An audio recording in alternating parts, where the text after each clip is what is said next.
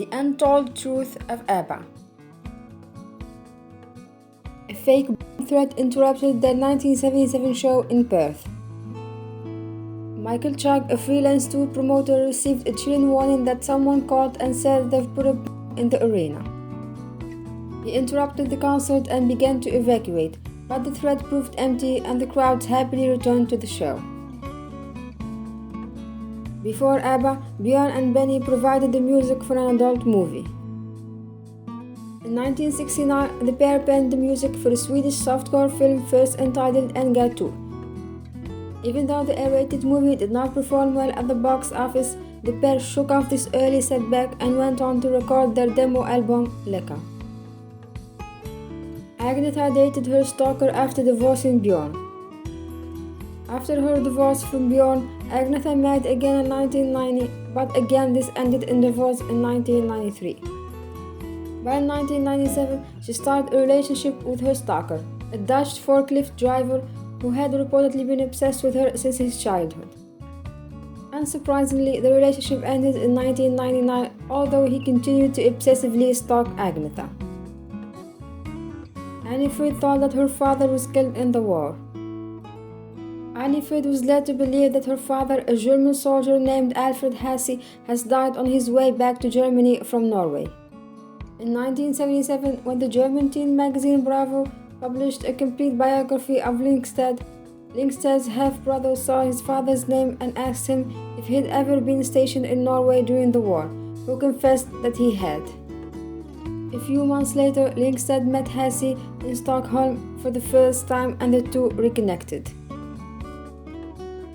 More Australians watched ABBA's 1976 TV special than the 1969 moon landing. The group found themselves enjoying incredible popularity in Australia. Amazingly, more people in Australia tuned in to watch ABBA's 1976 Australian TV special than the 1969 moon landing.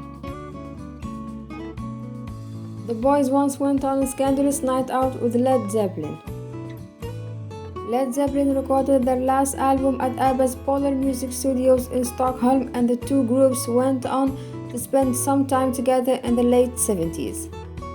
Lead singer Robert Plant claimed that he went out and partied with the ABBA during Led Zeppelin's stint in Sweden.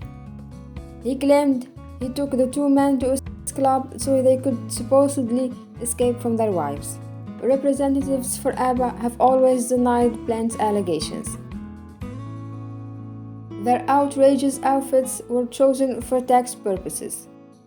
Their glittery outfits, platform boots, and flared trousers are instantly recognizable and have made the band a beloved group Halloween costume for decades.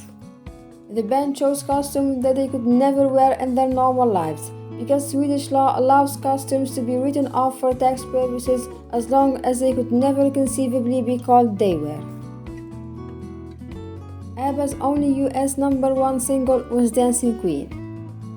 The song Dancing Queen topped charts in multiple European countries, but its popularity went far beyond Europe, as it also won the #1 spot in Australia, Canada, Mexico, New Zealand, South Africa, Rhodesia, and the USA. Oddly enough, it remains the only ABBA song to ever take the coveted #1 spot in the USA. ABBA temporarily replaced Agnetha in 1973. Agnetha was very briefly replaced by Inger Brandon in the band while she took maternity leave in 1973. She accompanied the band on an important promotional tour of West Germany, Belgium, and Austria. ABBA's music features in over 200 films and TV shows. Mamma Mia is not the only franchise to bring ABBA's pop hits to the big screen. Over 200 TV shows and movies have used music by the Swedish band, including the movies Johnny English in 2003, the 1999 comedy Dick, and The Martian in 2015. They didn't get an album #1 in the US until after they broke up. Compared to the success that the band enjoyed in Europe and Australia, the impact in the United States was fairly modest.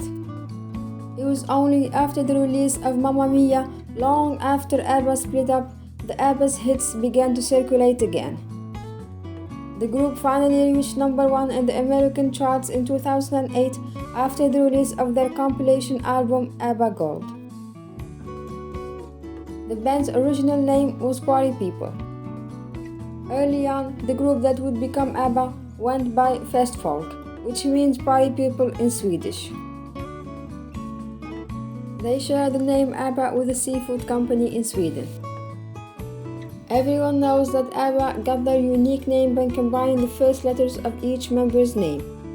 But it turned out that the band had to negotiate rights to their name with the ABBA Seafood Company, a long-standing Swedish business. Rumors that Agnetha and Annie Frid hated each other were untrue.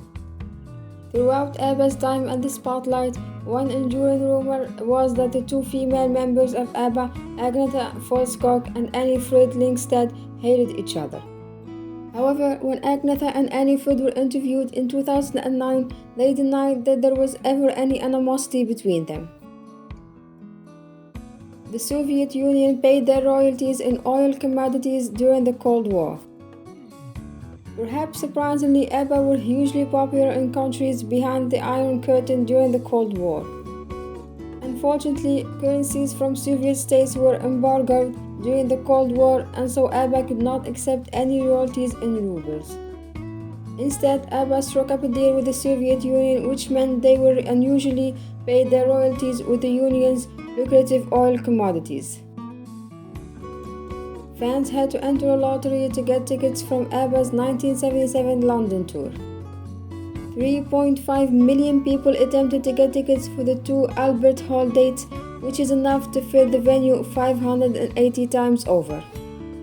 Not only that, but every person who wanted a ticket had to mail off an application, with only a fraction actually receiving a ticket. Suicide in the family. After dealing with the disbanding of ABBA and two failed marriages, Agnetha also had to cope with the of her mother Birgit, who threw herself from their 6th floor flat. A year later, her father died too. Annie Frid became a princess after ABBA. In the year after Annie Frid's high-profile divorce from her bandmate Benny in 1981, she relocated to Switzerland to live with her new boyfriend, Prince Heinrich Rizzo of Reuse. Prince Heinrich and Annie Frid married in August 1992, and the ABBA star became Princess Annie Frid Cini of Reuse, Countess of Plauen. They're incredibly selective about who gets to sample their music. In 1987, they famously sued the KLF over the unauthorized use of a passage from Dancing Queen. They only allowed Madonna to use a sample of Gimme Gimme Gimme, A Man After Midnight, after she sent the band a personal letter. The Fugees also sampled ABBA's song The Name of the Game in their own track Rumble in the Jungle. To this day, the Fugees and Madonna are the only two artists to gain permission to sample the music of the formidable Swedish band. A $1 billion offer failed to persuade the band to get back together. In 1999, Benny said in an interview with the Swedish newspaper Aftonbladet that the band had recently been offered an astonishing $1 billion to reconnect. The band turned down the money because, according to Agnetha, we said no because they wanted 250 shows or something. It was incredible. No chance. No chance.